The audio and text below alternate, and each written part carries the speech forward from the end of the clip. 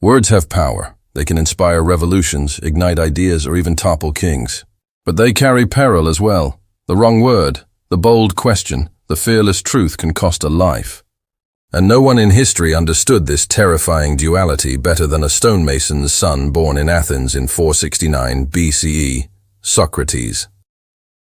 Socrates wasn't a general or a king. He held no official power. He was something far more dangerous to the establishment, a philosopher, a professional thinker.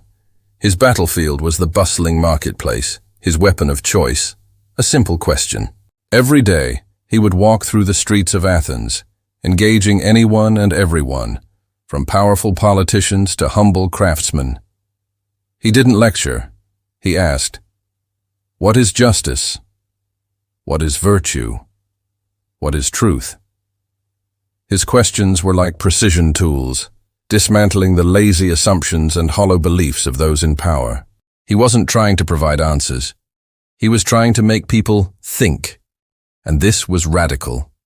The youth of Athens were fascinated.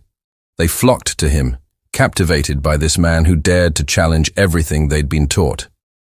But where the young saw inspiration, the powerful saw a threat.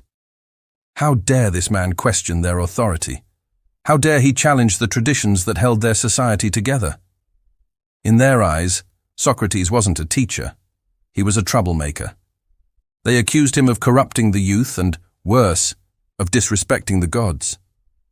The very tongue that ignited minds and sparked a revolution in thinking was now seen as a weapon that had to be silenced.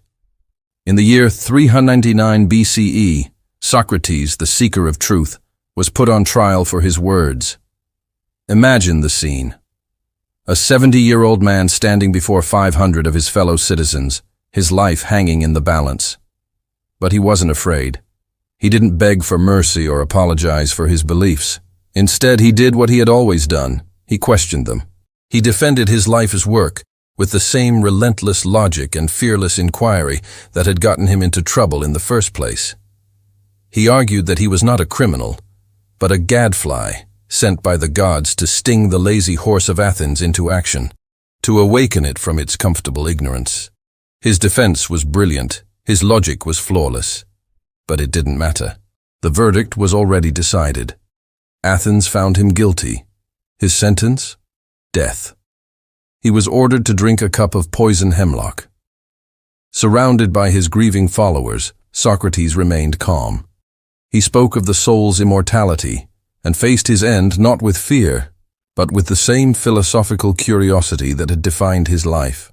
He drank the poison and paid the ultimate price for the words he refused to take back. And here, we find the great paradox of Socrates' life. The tongue that brought him death also granted him immortality. Athens could kill the man, but they couldn't kill his ideas. His method of questioning, his relentless pursuit of truth, and his unwavering integrity in the face of death survived. His student, Plato, wrote down his dialogues, preserving his legacy for all time. Through Plato, Socrates' ideas went on to shape Western philosophy for the next 2,500 years. The story of Socrates is a powerful, timeless lesson. It reminds us that our words have weight. They can build and they can destroy. They can enlighten and they can enrage. With the power of speech comes great responsibility and sometimes great risk. So, speak your truth, ask bold questions, challenge the status quo, but never forget the lesson of Socrates.